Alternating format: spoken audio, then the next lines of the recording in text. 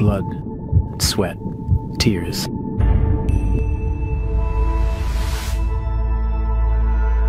How far are you willing to walk? Are you ready for the distance? Will you go the extra mile? Will you lay it all down for the one who gave you his all? And consider the cost of the cross.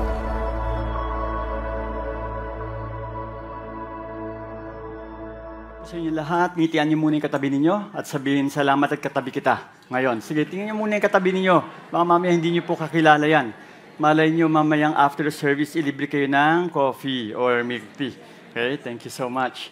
Yeah, so before we were glad to see you here and dun po sa umattend po ng discipleship or DC 2025, we're really glad and we praise God for your life. Doon po sa mga leaders po natin, sa mga interns, and that is it. Palakpan po natin ang Panginoon sa buhay po ng mga leaders and interns natin. Actually, sila po, wala po silang bayad, okay? So, but however, they are just doing the work of the Lord here in this church. At hindi po mangyayaring ang church po na ito ay patuloy pong lalago at patuloy pong lalaki dahil sa kapag kami lang po mga pastor ang gagalaw, baka mamaya pumuti na po ang buhok po namin. At talagang hindi po namin kakayanin. But however, we thank the Lord for all the serve team, especially mga leaders po natin at mga interns who are doing the job also. And at the same time, of course, those who are also involved in the ministry, iba't ibang ministry, we are really thankful to the Lord that you have carved out a time in your life para po makatulong po sa church na ito in order for you to be able to reach out for the people and of course disciple many people. So, pwede pang taas niyo yung kamay kung kayo po ay umattend ng DC 2025. Okay, taas ang kamay. Ayan, kita niyo po. Okay, yung iba, saan kayo pumunta? Ay, hindi, joke lang. Okay. So, sa susunod, maka-attend naman po kayo pag nagkaroon po tayo ulit next year sa susunod po. Before we proceed on, I'd like to ask all the single people to stand up. Kung kayo po ay single, professional, and go ahead. Yung talagang as in, tapos ka na sa pag-aaral mo, tumayo ka, okay? Tayo ka dahil ikaw ang tatawagin natin para ipag-pray ka natin at para para ipag-pray ka lang namin, okay?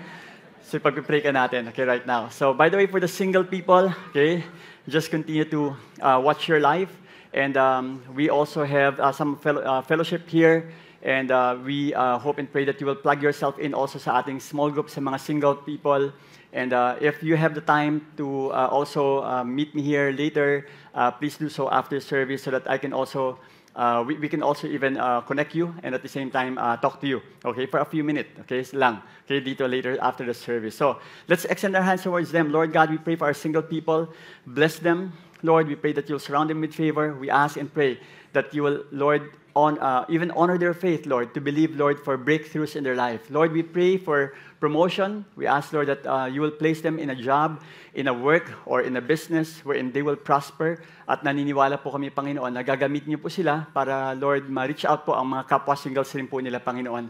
And we ask that you will also protect their heart, Lord, from any emotional pain and emotional hurt, Panginoon. Lord, we ask that you'll prepare that right person for them, Lord. Give them, Lord, the patience, Lord, to really wait. And I do believe, Lord, that you will give them, Lord, that godly person, Lord. And Lord, we ask that you will secure their future. Thank you so much for your grace and goodness in their life. Let them be a blessing to their family as well. Again, Lord, this year will be a year of breakthrough, Lord, for the single people in this church. We pray and we ask this in Jesus' name. Amen, amen, amen. Huwag na kayong umupo. Okay, I'd like everyone, pag sinabing everyone, pwede ba ituro mo yung katabi mo sa inyo, tumayo ka naman, okay? Tayo po tayong lahat, makipagkilala po tayo. Go ahead.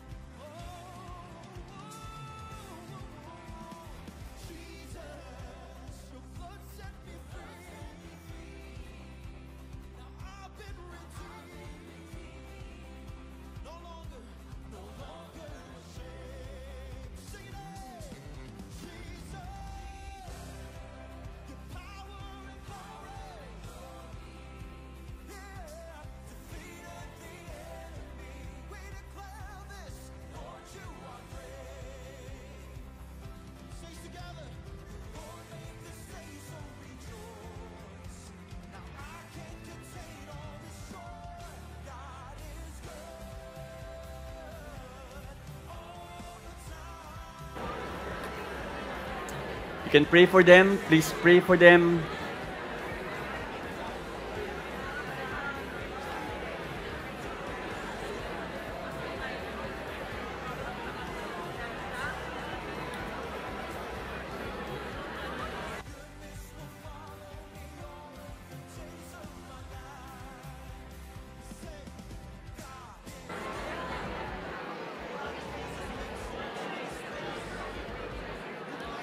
You can also invite them to your small group as well.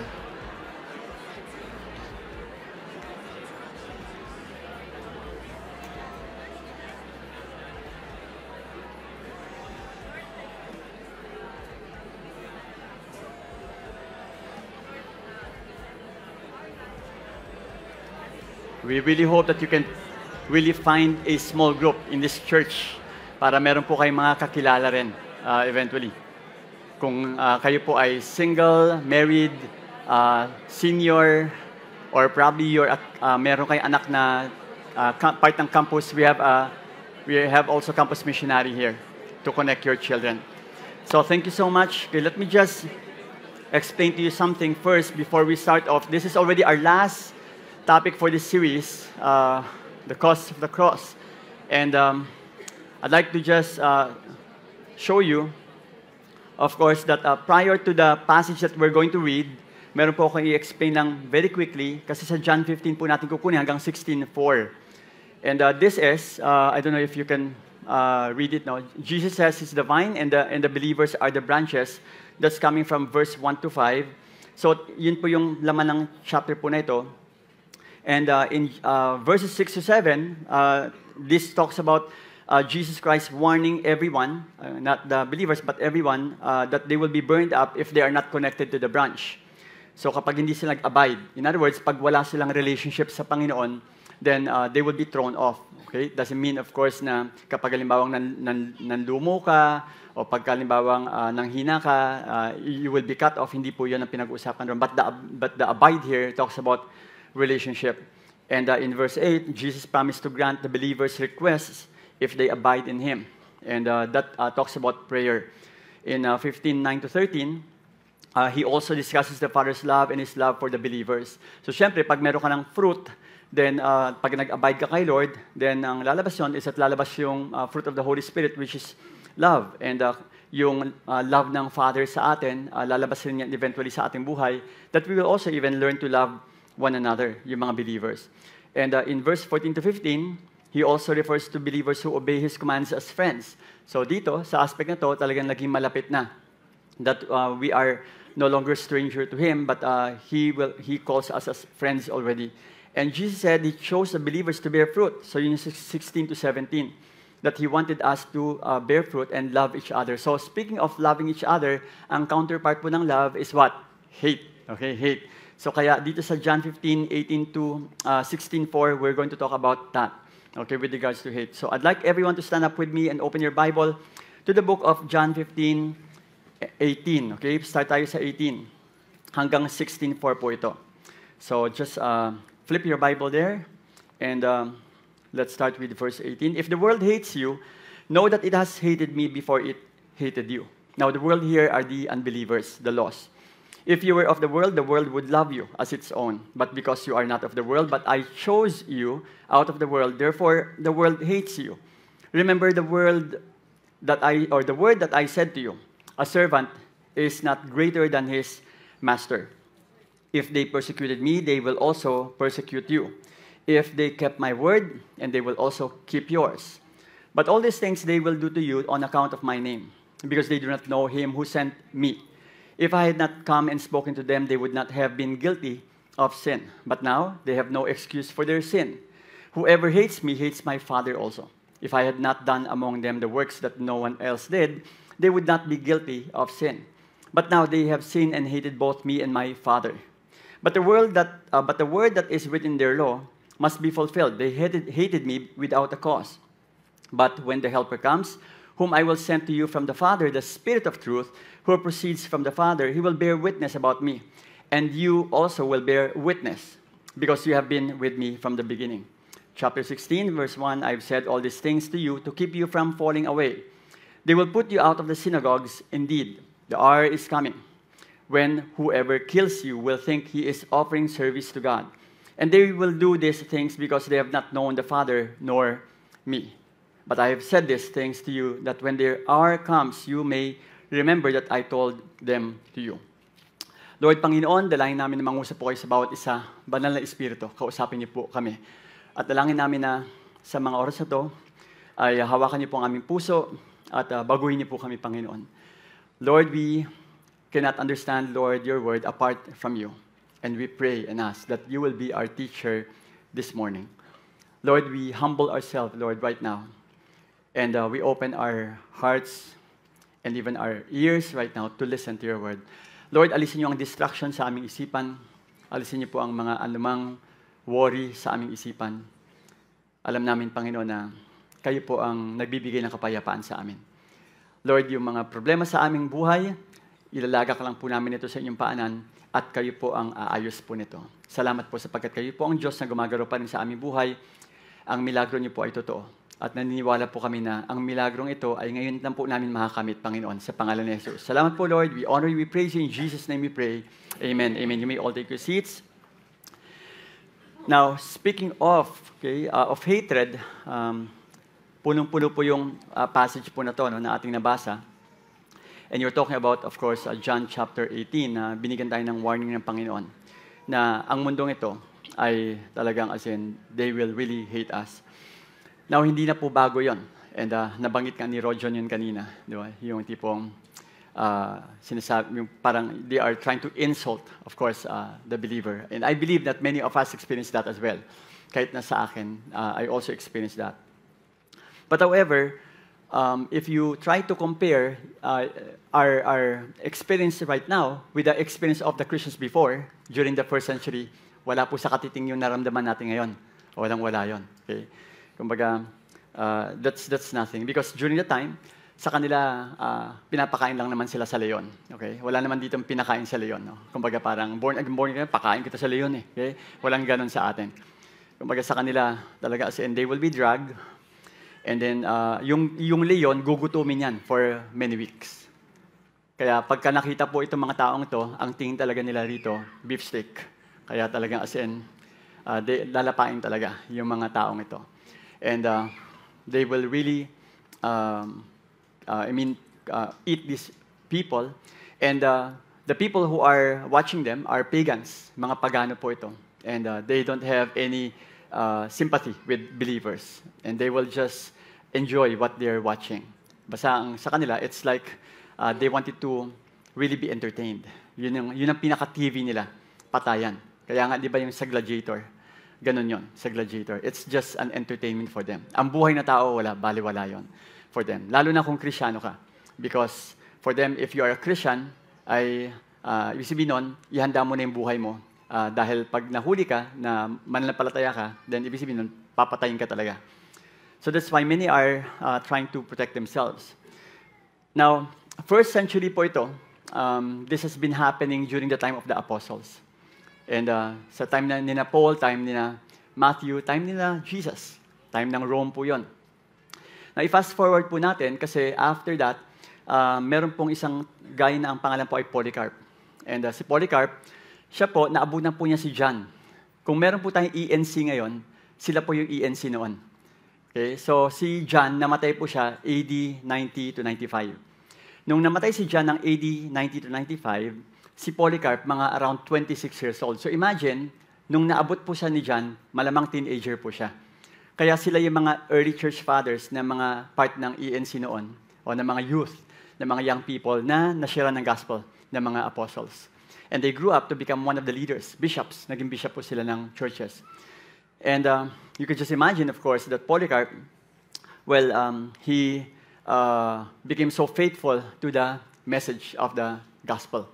Kasi si John ang nag-disciple sa kanya. Okay? He's the Apostle John. But however, of course, Polycarp was captured. Nahuli po si Polycarp. And ngayon, nung nahuli po siya,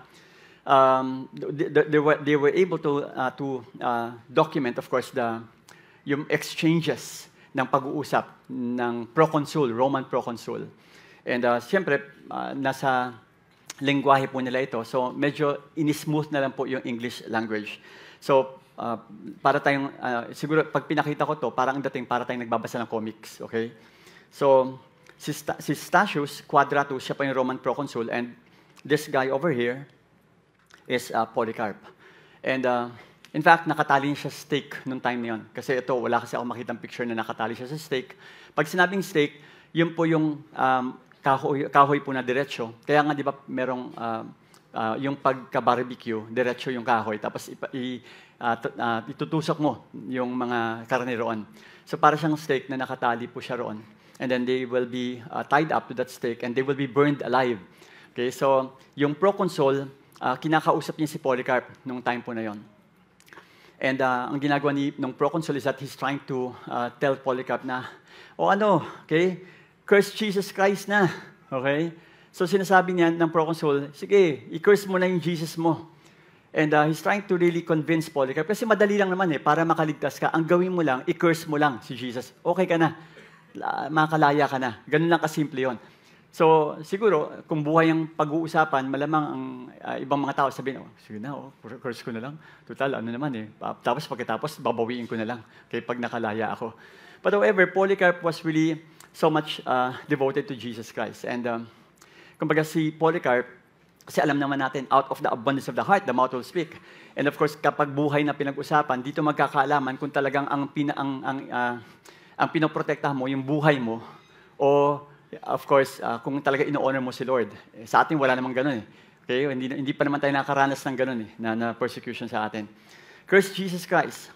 And so, sabi ni Polycarp, for 86 years, I've served Jesus, and He has never wronged me in any way. How then can I possibly curse my very King and Savior? Bakit ko i-curse yung aking Panginoon? Nag-serve ako for 86 long years. He has been faithful to me. Bakit ko siya i-curse? And so, the proconsul continued on. Sabi niya, swear by the divinity of Caesar. Sabi ni Polycarp, since you keep pretending that you don't know what I am, let me simplify your task. I declare without shame that I am a Christian. Sabi niya, if you'd like to learn what Christians believe, set a time, and I will tell you. Kumbaga parang appointment pa, no? Sabi ni Polycarp, gusto mag-appointment pa tayong dalawa, upo tayo, papaliwanag ko pa sa'yo, okay, kung sino si Jesus. So sabi niya, don't try to persuade me.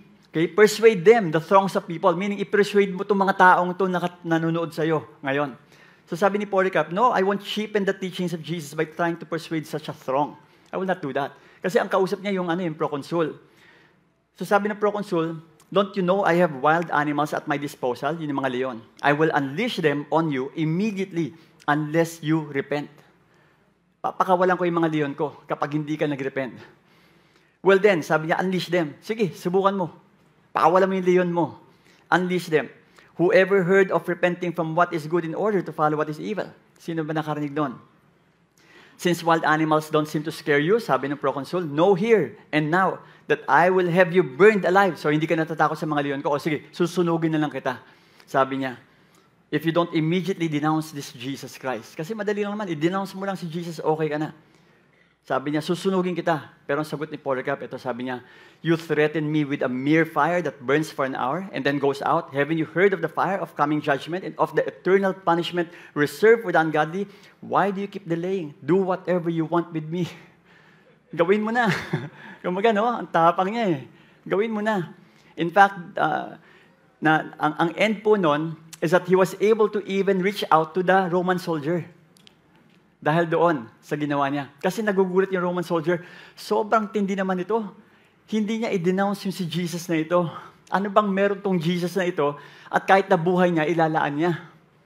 And so because of that, nagkaroon siya ng opportunity to even pray for that Roman soldier. And the Roman soldier came to know Jesus Christ. Pero si Polycarp, sinunog siya eventually.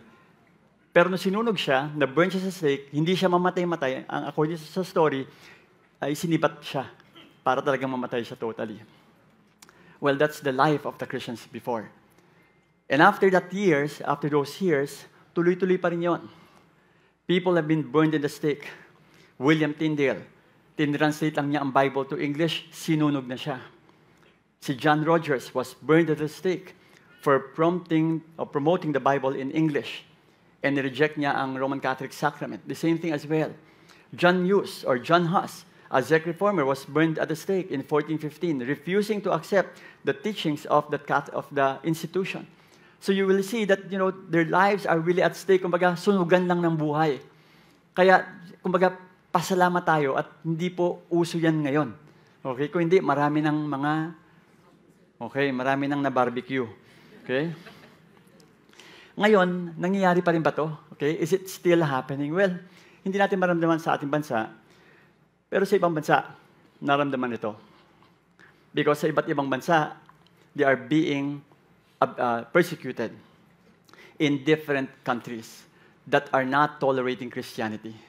Again, we are so thankful, okay, to the Lord that we are in a country that has freedom. And they have a hard time worshiping Jesus Christ. Pero alam mo, sa China, sabi nila, ang prayer nila, wag alisin ang persecution sa China. Kasi habang pinipersecute po ang mga believers po doon, ay lalo silang dumadami. Kaya ayon lang ipag-pray na sila ay maging relax sa kanilang faith. Because the more that they are persecuted, the more that they grow in number. Alam natin yun nangyari noong February 12, 2015, wherein they beheaded, a group of Egyptian Christians. And nilagay po ito sa online. Nakakalungkot. But however, the families are thankful that they truly stand on their faith. And that's how Christianity is being persecuted. Sabi nga David Guzik, a pastor and a Bible commentator, God is also interested in testing us. We may not have the same opportunity to suffer for Jesus that the Christians in Smyrna had, but we can have their same heart. We may never be in a place to die a martyr's death, but we can all live a martyr's life. Sadly, many Christians avoid persecution of any kind by conforming so much to the world that they are no longer distinctively Christians. This wasn't the case with the Christians in Smyrna. They were tested and they passed the test. And I hope and pray that we will continue to stand on our faith. Na kahit anong mangyari, tatayo pa rin tayo and we don't care kahit na insultuhin tayo, kahit na lait-laiting ka sa iyong pananampalataya, kahit na hindi ka i-promote dahil sa faith mo. I mean, you will still continue to stand in your faith. Because after all, we know that vindication comes from the Lord. Si Lord pa rin naman talaga ang mag-vindicate sa mga anak niya. Sabi nga sa Revelation 2:13, I know where you live. This is again a prophecy. I know where you live, where Satan's throne is, yet you continue to cling to my name. And you have not denied your faith in me, even in the days of Antipas, my faithful witness, because Antipas is a faithful witness, who was killed in your city where Satan lives. There will be a time that this will, of course, happen. In Matthew 24:7-12 says, For nation will rise against nation and kingdom against kingdom, and there will be famines and earthquakes in various places. All these are but the beginning of the birth pains. Simula pa lang ito. And noon nangyayari na po ito, hanggang ngayon nangyayari pa rin po mga bagay na ito. Then they will deliver you up to tribulation and put you to death, and you will be hated by all nations for my name's sake. And then many will fall away and betray one another and hate one another. And many false prophets will arise and lead many astray. And because lawlessness will be increased, the love of many will grow cold. Why? Because hindi nila makayanan ang nangyayari sa kanilang buhay. But the one who endures to the end will be saved. Now, this doesn't mean that it's works-based. But in doing simply means that if you hold on to Jesus Christ, then you will surely meet, of course, Him someday. And this is the kind of tribulation that is even happening right now in some other countries. Sa atin, hindi pa natin to maramdaman dahil sa nga, we are in a free nation. In Mark 13:9-13, it says, But be on your guard, for they will deliver you over to councils, and you will be beaten in synagogues, and you will stand before governors and kings for my sake, to bear witness before them. And the gospel must first be proclaimed to all nations.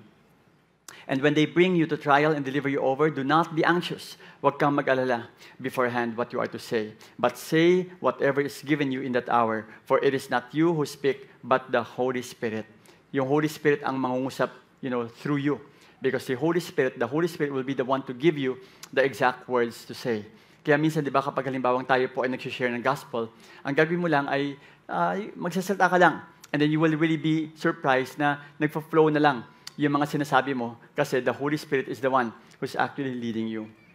In verse 12, it says, "And brother will deliver brother over to death, and the father's child and children will rise against parents and have them put to death." In verse 13, "And you will be hated by all for my name's sake, but the one who endures to the end will be saved." Meaning that if you hold on to the Lord Jesus Christ, of course, we believe that that person will continue to endure and at the same time be saved as well. So there are reasons why Christians are being persecuted. Of course, we understand that this is really something that is a challenge for us. Pero may purpose po ang Christian persecution. Pero sa atin, siyempre, yung persecution, yung tipong parang sa mga iba, burn again, okay? Burn again ka, o kaya nasisira na ba ulo mo, okay? May pa-Bible ka ba dyan? Naalala ko dati yung mom ko nung ako ay baguhang Kristiyano, sabi niya, wag mong hahawakan yung Bible niya. Na alam mo, yung kapitbahay natin nabuwang dahil dyan sa Bible. Ako naman, talaga? Kaya parang, kasi syempre hawak mo palagi ang Bible eh. So, ako naman parang, talaga? Okay. So, kasi baguhang pa lang ang Kristiyano. And even my dad, okay? My dad is already, he already passed away. And sabi niya sa akin before, when I was a new Christian, sabi niya, wag mong akong pakikitaan ng Biblia mo. Kasi ako yung unang naging Kristiyano sa amin. Wag mong pakikitaan ng Biblia. Susunugin ko sa harapan mo yung Biblia na yan. Talagang sobrang. Dito tayo sa ating relihiyon. Pinanganak tayo rito, may bantay pang aso, may susi, at tinapon ko yung susi sa dagat. Okay? So kaya walang way para ikaw ay lumipat dyan. A family that prays together. Yun. Alam niya kasunod. And that's why I also remember my mom. Nung nagkikwento ako sa kanya, sabi niya sa akin, kinakwento ko sa Mom, sabi ko, Mami, nung naging Christian ako, bago ako naging Christian, hindi mo alam, pero di ba pinapadalhan niyo ako ng baon? Yung baon na, di ba kasi may allowance yan every month. Kasi sa province kasi siya. Tapos sabi, hindi mo alam, pero ang ginagawa ko, bumibili ako ng sigarilyo. Tapos ang ginagawa ko, nag-iinuman kami, wala kang ka-idea. Pero okay yung grades ko, Mama, huwag ka mag-alala. Pero kaso nga lang ito, sabi niya, okay lang naman siguro uminom, huwag ka lang, kasi gusto niya akong bumalik talaga. Okay? Kaya sabi ko, Mami ko ba nagsasalita rito? Talagang gusto niya akong pabalakin? At talagang okay lang sa kanya uminom ako. But however, of course, I didn't do that. I stood my ground. And I said, Mom, nakilala ko si Jesus. At ang ginawa niya sa buhay ko ay binago niya ang buhay ko. And so, well, my dad eventually came to know Jesus Christ sa kanyang last breath ng life po niya. Tinanggap niya si Jesus Christ, and my mom as well, the same thing as well. That's why there is a purpose for that, yung persecution. And there are things that I'd like to share with you kung ano yung purpose na yun. The first one is it sets apart the believers from the world. Sineset apart po tayo sa mundong ito. Iba ka na. Hindi ka na taga-mundo. Taga-langit ka na. Gusto mo makita yung itsura ng isang taga-langit? Tingnan mo yung katabi mo. Mukha bang taga-langit yan? Pastor, parang hindi, ganito ba? Para ayoko na punta sa langit. Hindi naman. Okay? Ganyan ang taga-langit. Okay? Babaguhin yan ng Panginoon, huwag ka mag-alala. Okay? I-retoke pa yan ng Panginoon, huwag ka mag-alala. Okay? So, pagdating sa langit, inaaayusin tayo ng Panginoon. Sabi ng Bible sa John 15:18-19, "If the world hates you, know that it has hated me before it hated you. If you were of the world would love you as its own." Kasi galit sa akin ang mundo, sabi ni Jesus. Kaya galit ang mundo sa iyo kasi nagalit na sa akin ang mundo. The world would love you as its own, but because you are not of the world, hindi ka taga-mundo, taga-langit ka. Kaya nga ang citizen natin dalawa. Isang Filipino citizen, if you're a Filipino, if you're, and at the same time, you are also a heavenly citizen. Taga-langit ka talaga. So kaya, sa puntong ito, hindi ka sa mundong ito. Yes, we are in this world, but however, please don't be a part of this world. But I chose you out of the world. Therefore, the world hates you. Sabi sa 1 Corinthians 6:14-18, "Do not be unequally yoked with unbelievers. For what partnership has righteousness with lawlessness, or what fellowship has light with darkness?" In other words, don't compromise your faith. Huwag kang magko-compromise.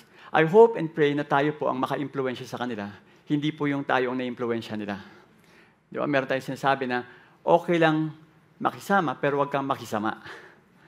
Kumaga, pag kaya mo silang i-influence, sige, go ahead and reach out to them.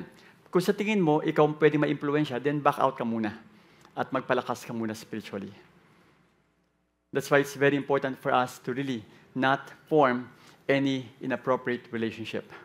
Sabi nga sa isang version, in God's Word, 2 Corinthians 6:14, stop forming inappropriate relationships with unbelievers. Can right and wrong be partners? Can light have anything in common with darkness? Kaya kung single ka, ito malimit itong i-quote sa mga single people. Sabi nga nila, sana hindi nilang sinulat ito para talagang lahat open na. But however, this was written, of course. And we know that forming inappropriate relationship in many ways is compromise. Ayaw natin mag-compromise. Naalala ko when I was still a student, sabi sa akin ng mga kaibigan ko, alam mo, June, hindi ka makaka-graduate dyan sa center na yan kapag halimbawa hindi ka uminom ng alak. Kailangan uminom ka ng alak kasi yung CI dyan, yung clinical instructor, alam mo na, gusto niya nang makisama ang mga estudyante. Sabi, nako, hindi ubra. Kahit anong mangyari, ang gagawin ko ay sasabihin ko sa kanya na hindi talaga ako uminom ng alak kasi Christian ako. And I was really bold enough to really say that. One person that I know too, sabi niya, kapag nagpapakilala siya, siya lang to sasabihin niya, "Hi, I'm Stephen. I'm a born-again Christian." Wow, sabi ko, lakas ng loob ba talaga? Dinudugtungan niya palagi, "Hi, I'm Stephen. I'm a born-again Christian." Sabi ko, ba't mo ginagawa yan? Kasi sabi niya, pagka ginawa ko yan, at least nababantayan ko ang sarili ko. Kasi dahil, minsan kasi may mga Kristiyano na secret agent 007. Ay, ganun, oo. Pero yung mga taga 9 o'clock, wala. Bold yung mga taga 9 o'clock. Alam na alam talaga ng mga tao na Kristiyano talaga yan, born again talaga yan. Oo, hindi nagtatago yung mga yan eh. Lord, sana po totoo, Lord, okay? Don't be shy, but be bold enough to let people know that you are a Christian. What accord does Christ with Belial? Or what portion does a believer share with an unbeliever? Wala. What agreement does the temple of God with idols? For we are the temple of the living God. As God said, I will make my dwelling among them and walk among them, and I will be their God, and they shall be my people. In 17:8-18, therefore go out from their midst. Umalis ka sa gitna nila, and be separate from them, says the Lord, and touch no unclean thing, then I will welcome you, and I will be a father to you, and you shall be sons and daughters to me, says the Lord Almighty. Kasi pag umalis tayo, ang ating iniisip, o kaya hindi natin ginawa yung ginagawa nila, ang iniisip natin, baka mamaya, isipin nila, wala akong pakisama. Baka isipin nila, baka mamaya, parang manukso na sila. O baka mamaya, hindi ko makuha yung favor na gusto ko sa kanila.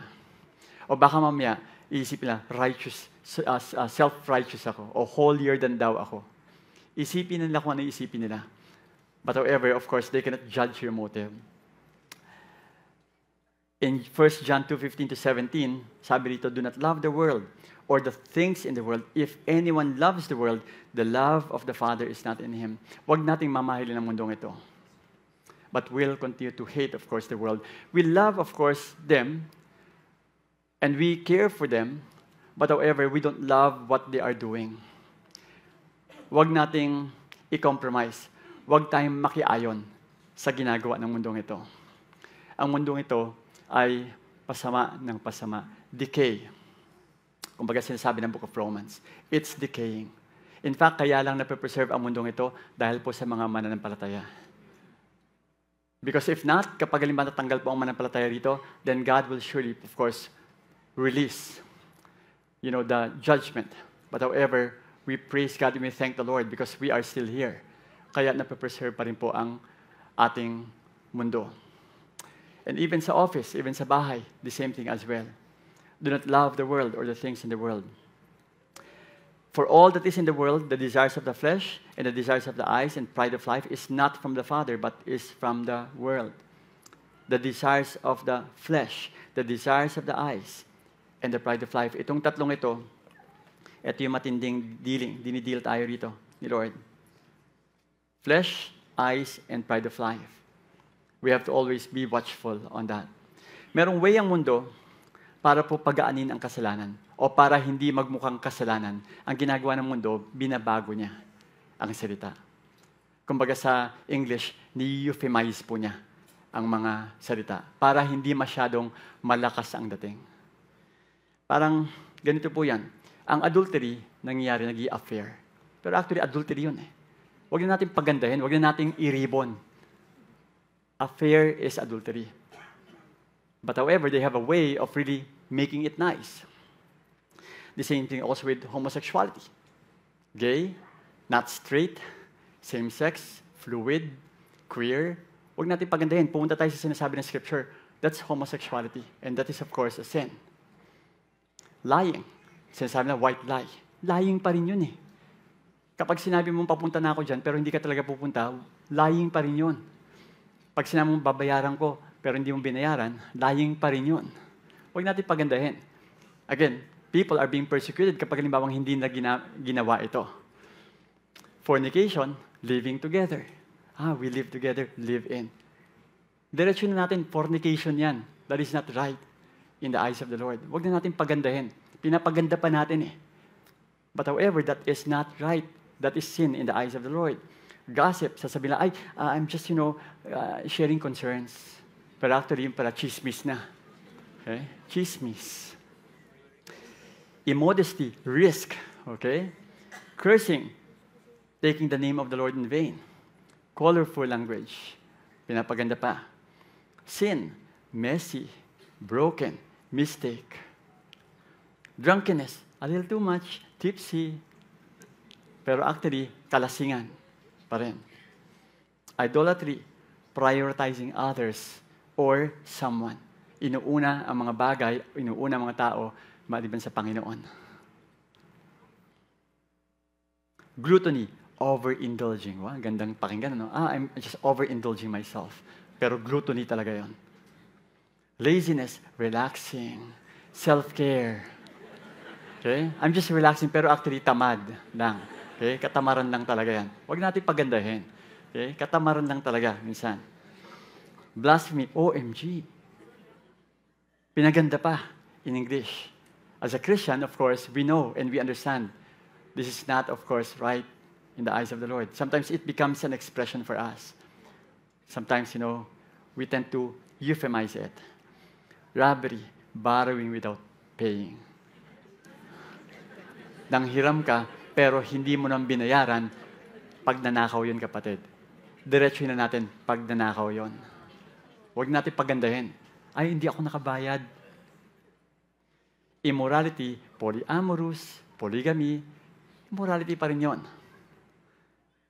Pedophilia, child lover, minor attracted person, diretsuhin na natin, pedophilia yon. In other words, the world right now is of course using terms, kasi alam nila, pag hindi nila ginamit ito, the tendency is for them to be persecuted. To say na, okay lang naman to.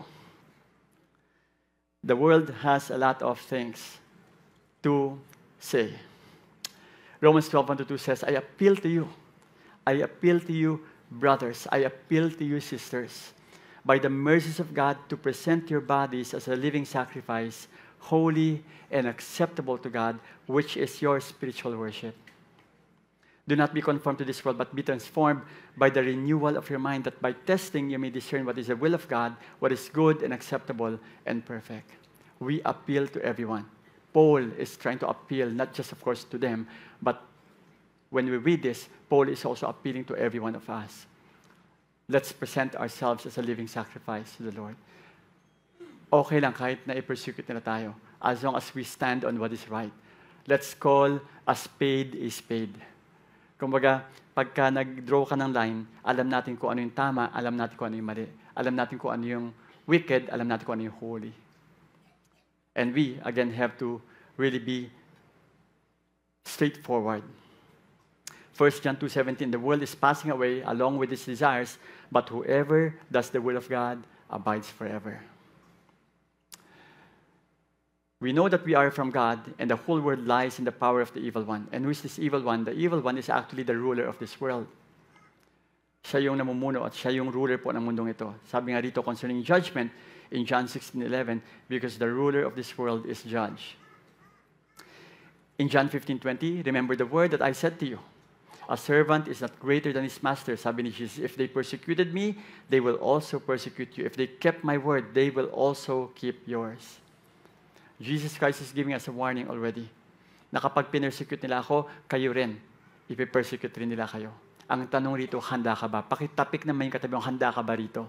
Handa ka ba rito? Are you prepared for this? Christianity is not a walk in the park. Kapag tinanggap mo si Jesus sa buhay mo, sigurado yan, matetest ang ating faith. Second is it strengthens the commitment of believers to God. Ini-strengthen niya ang commitment natin sa Kanya kapag tayo po ay dumadaan sa persecution. The Bible says in John 15:21-22, but all these things they will do to you on account of my name, because they do not know him who sent me. If I had not come and spoken to them, they would not have been guilty of sin. But now they have no excuse for their sin. Kasi bakit? Dumating na si Jesus. That's why they have no excuse for the sin. In the Good News, in God's Word translation, ito yung pagkakatranslate. Indeed, they will do all this to you because you are committed to me. Gagawin nila ang mga bagay na ito kasi committed ka sa akin. And I hope and pray that we will always be committed to Jesus Christ, whatever happens. Kahit na-offeran ka ng, I heard the testimony, of course, of Judge Ricky yesterday, na nag-offer sa kanya, kumbaga after the trial, after everything, okay na, tapos na yung trial. Sa tuwa nung tao, kasi, na okay na yun, tapos na yung kaso, binibigyan siya ng napakalaking halaga. Very tempting. 7 figures. But however, he did not accept it because he know that it's wrong for him to do that. Now, this takes a lot of conviction. This takes a lot of faith for you to say, no, I won't. Kaya, kahit na perang pag-usapan, kahit na relasyon ang pag-usapan, kahit na reputasyon ang pag-usapan, o ang pag-usapan ay posisyon, you will not, of course, give in. I hope that you will not give in. But because why? Because you are committed to Jesus Christ. Whoever hates me hates my Father also. If I had not done among them the works that no one else did, they would not be guilty of sin. But now they have sinned and hated both me and my Father. We can see this in the life of Daniel. Daniel's persecution was the consequence of his unwavering commitment to God. And he doesn't care. Kahit na alam niyang delikado siya, ang ginawa niya, nag-pray pa rin siya. Kasi nagkaroon ng batas, walang mag-pray sa Diyos. But still, he prayed continually. His commitment is actually there. The same thing also with Shadrach, Meshach, and Abednego, that if they will not bow down, then their life will be at stake. And they don't care, kahit na ito yung gawin sa kanila, kasi alam nila na hindi tama. Kumbaga sometimes, ang maapektuhan talaga yung reputasyon mo o yung buhay mo o yung future mo. I remember one accountant siya na Kristiyano, and solo parent siya. Sabi ng boss niya sa kanya, taxation ngayon, baguhin mo yung figure, kasi medyo malaki ang ibibigay natin. Medyo, gawan mo ng paraan para bumaba yung bayad natin. Sabi niya, doon sa kanyang boss, Sir, Kristiyano po ako, hindi ko po magagawa yan. Ay sabi niya, boss mo ako, gawin mo kasi kung hindi, wala ka ng trabaho. She still stood up. Sometimes it will be tested, masusubukan talaga yung ating commitment sa Panginoon. Kung nasa ng commitment natin sa Panginoon. I don't know the story afterwards, but I do believe that God, of course, saved her eventually. Joseph was completely committed to adhering to the Lord's command despite the awareness of Mary's pregnancy. Kasi alam niya, babatuhin si Mary. At alam niya, ito yung pwede mangyari. But still, he is committed to follow the Lord. That's why commitment is very important. When you are being persecuted, Psalm 37 verse 5 says, commit your way to the Lord, trust in Him, and He will act. Naniniwala ba kayong gagalaw ang Panginoon sa inyong buhay kapag kayo ay committed sa Kanya? I do believe that. Amen. Let's give God a praise for that. All you need to do is just to be committed to Him. Commit to Him your ways. Huwag kang bibigay. Huwag kang bibigay at maghahanap. Sino ba rito sa internet ang pwede ko maano? Nako, itong ka-office mate ko, hindi naman Christian ito. Pero okay na rin. Total, gwapo naman eh. Nako, dumaan yung nakamotor. Okay? Alam ko, nagpe-pray ako, Lord, ng provision. Hindi kaya ito na yung provision, yung nakamotor. Commit your way to the Lord. Sabi nga dito, trust in Him and He will act. He will act. Matthew 22:37 says, and He said to him, you shall love the Lord your God with all your heart and with all your soul and with all your mind. That is commitment. Loving the Lord with all your heart, with all your soul, with all your mind. And in another version, it says with all your strength as well. Paulit-ulit ko lang na sasabi ito, pero there was a time na nung tatamaan po yung aking trabaho noon, when I was not a pastor, I was working baguhan pa lang po ako sa isang airline. And operational po ang airline. And pro-B pa lang ako noon. I'm already married. And so, magandang benefits yung airline na yon. And then, along the way, sa paghintay ko, sabi nila sa akin, June, magtatrabaho. Again, ako lang po ito. I'm not trying to push this on you kasi conviction ko po yon. June, magtatrabaho ka ng Sunday. Nagulat ako, Sunday? Sabi ko, active ako ng Sunday. Sabi ko, marami akong ginagawa ng Sunday. Leader ako sa church, sa Victory Jubel pa ako that time. And I'm so much involved in the activities. Sabi ko, hindi pwede. Junior ka pa lang, senior na kami. So lahat ng junior kailang dumaan sa Sunday. Sabi ko talaga. Sabi ko, nako. So ang ginawa ko, nag-pray ako kay Lord. Sabi ko, Lord, kahit na gaano kaganda tong airline na to, mag-resign talaga ako. At alam ko magbubukas kayo ng pintuan sa akin. Pero, siyempre, bago ako mag-desisyon na gano'n, kausapin ko muna yung misis ko kasi magkakagulo kami pagka halimbawang Sabi ko sa kanya, sweetheart, okay lang ba? Sabi ko, mag-resign ako kasi bibigyan na lang ako ng Sunday. Kasi pagka halimbawang, siyempre, nagka-Sunday, hindi na ako makaka-attend ng church.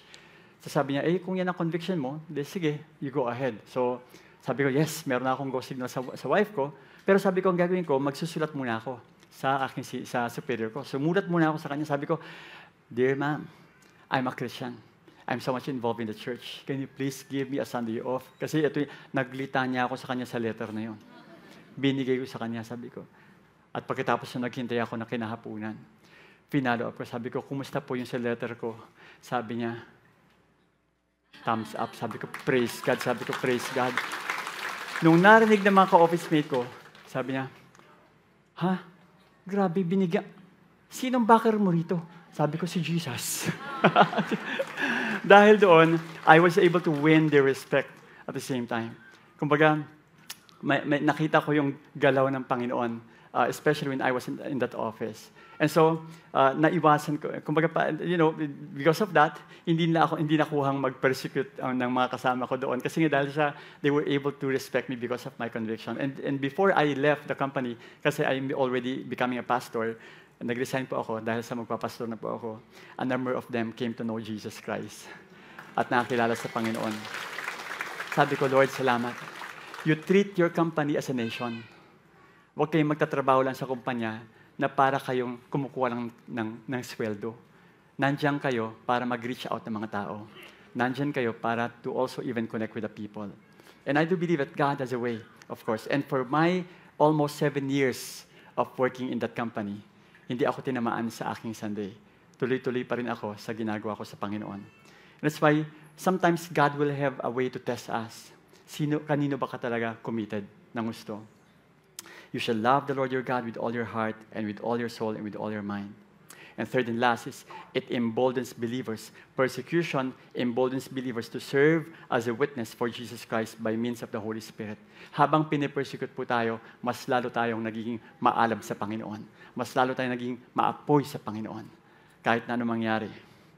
But the word that is written in their law, sabi ni John 15:25-26, they hated me without a cause. But when the Helper comes, whom I will send to you from the Father, the Spirit of truth, who proceeds from the Father, He will bear witness about me. Because the Holy Spirit will be the one to give you and embolden you. And you also will bear witness because you have been with me from the beginning. Huwag kang mag-alala, merong banal na Espiritu na gagabay sa'yo. At merong banal na Espiritu na magbibigay sa'yo ng kalakasan at apoy para mas lalo kang maging maalab sa Panginoon. You will be on fire for the Lord when this happens. You will be speaking, of course, the name of Jesus Christ. Acts 4:29-31, ano nangyari sa kanila nung time na yun? And now, Lord, look upon their threats. Ang ginagawa nila, they are threatening us. And grant to your servants to continue to speak your word with all boldness. Kahit na ito yung ginagawa nila sa amin, patuloy pa rin kaming magpapahayag ng Ebanghelyo at ipapahayag namin si Jesus sa mga taong ito. In verse 30, sabi dito, while you stretch out your hand to heal, and signs and wonders are performed through the name of your holy servant Jesus. And when they had prayed, the place in which they were gathered together was shaken, and they were all filled with the Holy Spirit and continued to speak the word of God with boldness. In other words, habang pinapahayag po natin ng Panginoon, habang na-receive po natin ang mga persecution na yun, habang tayo po ay iniinsulto, makikita po natin kung paano pong gagalaw ang Panginoon in such a miraculous way sa ating buhay. God has a way of revealing His miracles to us. Kung tayo po ay magiging committed, and at the same time, we will only stand up to what is right and to what is true. Because God will use our life. God will use you. Gagamitin ka ng Panginoon. Pakiremind uli ang katabi. Sabi mo, gagamitin ka ng Panginoon. Gagamitin ka ni Lord. Sagutin mo rin siya. Sabi mo, matagal na akong ginagamit ni Lord. Ewan ko sa'yo. Okay? Philippians 1:14 says, and most of the brothers, having become confident in the Lord by my imprisonment, are much more bold to speak the word without fear. And yun po ang gusto natin, that we will be bold enough always to speak the very words of the Lord without any fear. 2 Corinthians 4:8-10 says, we are afflicted in every way, but not crushed, sabi ni Paul. Perplexed, but not driven to despair. Persecuted, but not forsaken. Struck down, but not destroyed. Always carrying in the body the death of Jesus. So that the life of Jesus may also be manifested in our bodies. The more that we are persecuted, the more na makikita po ng mga tao si Jesus sa ating buhay. The more na makikita po si Jesus na gumagalaw po sa ating buhay. That's why don't avoid that. Kapag halimbawang tayo po iniinsulto, it's okay.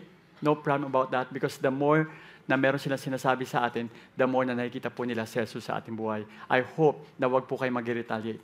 Kapag dinuro kang ganon, wag kang tatay sa sinabi, baka kala mo ko sino? Ay, hindi, wag naman ganon. Okay? Ngitian mo lang. Sabihin mo, thank you praise the Lord. Hindi naman. God bless you. Ang hirap, It's really difficult.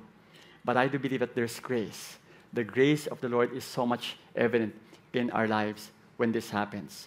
Tandaan po natin, hindi pa po tayo nakakarating sa punto na ang buhay po natin ay nako-compromise. Dahil sa ang bansa natin ay meron pong freedom. John 16:1-2 says, and I have said all these things to you to keep you from falling away. They will put you out of the synagogues. Indeed, the hour is coming when whoever kills you will think he is offering service to God. Ngayon, nangyari po ito. That they are killing Christians as if like they are doing service for the Lord in other countries. In 3-4 it says, and they will do these things because they have not known the Father nor me. But I have said these things to you, that when their hour comes, you may remember that I told them to you. I did not say these things to you from the beginning because I was with you. And God, Jesus Christ, is reminding us that these things are going to happen. In North Korea right now, despite the brutal persecution they face, Christians in North Korea are boldly sharing the gospel with others, and the church is growing. Habang sila po ay pinapersecute, patuloy po silang nagsishare ng gospel ng Panginoon. In China, one of the truly giant heroes, sabi nga ni Vernon Brewer, of the faith I have ever had the privilege to meet was Pastor Samuel Lamb of China. He had endured more than 21 years in prison for his faith, and because he had refused to register his church with the Chinese government. 15 of those years, he did hard physical labor in a coal mine after he tried to make a copy of the New Testament. In fact, meron po tayong isang pastor sa China, Ian po, na sabi niya sa anak niya, sinabi na niya po ang anak niya, anak, kapag may nangyari sa akin, sa tatay mo, dahil sa faith natin, wag na wag kang magagalit kay Lord. Wag na wag kang magagalit kay Lord. That's part of being a believer. Iwinarningan na agad yung anak niya. Because doon po, sa kanilang lugar, delikado po ang maging Kristiyano. Sabi sa Open Doors, on average, more than 13 Christians are killed each day for their faith. That means almost every 2 hours, a believer is killed. And it's roughly 5,000 people each year. The shocking statistics come out of the research for the 2024 World Watch List. The annual report from Open Doors that reveals the 50 countries around the world where it's most dangerous to follow Jesus. The research for the 2024 list took place from October 1 to 2022 through September 30, 2023. The numbers are appalling simply because they follow Jesus Christ. Simply because they follow Jesus Christ. Let's pray for our brothers and sisters who are going through this. 2 Timothy 3:12 says, "Indeed, all who desire to live a godly life in Christ Jesus will be persecuted." But praise God. Thank you, Lord, because the more that we are being persecuted, the more that people see Jesus Christ in us. Amen. Let's all stand up right now. Let's pray. Oh, Lord God, we come to you. We come to you. We come to you. Salamat po, Panginoon, sapagkat hindi po namin naranasan yung mga naranasan ng ibang mga kapatid namin sa Panginoon, sa ibang lugar. Pero Lord, dalangin namin na you will protect them. You will protect them, Lord. You will protect them. Strengthen their faith, Lord, yung mga aming kapatid, Panginoon, sa ibang bansa na they are going through so much persecution in their lives. We ask, Lord, that you will surround them, Lord God, always with your protection. And dito sa amin, Panginoon, sa aming bansa, Lord, dalangin namin. Nabigyan niyo po kami palagi, Panginoon, ng boldness to declare who Jesus Christ is. Despite, Lord, the insults, despite the mockery na ginagawa po ng ibang mga tao sa amin, despite the hardships, despite na ayaw kami i-promote dahil sa sobrang honest po ng mga Kristiyano at ang integrity nila ay intact. Lord, kahit na hindi po nila kami i-promote, alam namin na kayo po ang magpo-promote sa amin. Kasi kayo po ang Diyos na nagpo-promote. Hindi naman talaga galing sa tao. And Lord, we also believe that blessing comes from you as well. Kasi ang blessing naman talaga, kayo naman talaga nagbibigay sa inyong mga anak. And we pray and we ask that you will strengthen, Lord God, the faith of your people right now. Thank you so much for their lives. Let them, Lord God, always stand on their faith. It is my prayer, Lord, that you will continue, Lord God, to just strengthen their conviction. Despite, Lord God, the persecution, despite the mockery, despite the insult sometimes that we receive, we pray and ask that you will always, Lord, allow us to focus on Jesus Christ, the author and the finisher of our faith. And once more, Lord, we honor you, we praise you. In Jesus' name we pray, amen. Can we just sing this to the Lord right now? Let's worship the Lord before we end. Amen. Oh, to live is Christ. I'll cling to the hope of your promise for all of my days, and to die is gain. With gladness I'll carry my cross. This life, oh, to live is Christ. I cling to the hope of your promise for all of my days, and to die is gain. With gladness I'll carry oh, to live is Christ. I cling to the hope of your promise for all of my days, and to die is gain. With gladness I'll carry my cross. This life, oh, to live is Christ.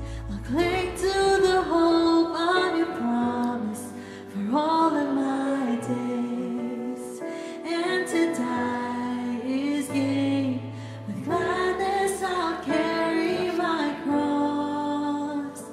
This life is yours, and your love is mine.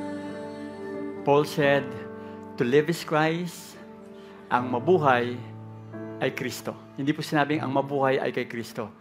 Sa Grego po yon, ang mabuhay ay Kristo. To live is Christ, and to die is gain. And we want to live for Christ always.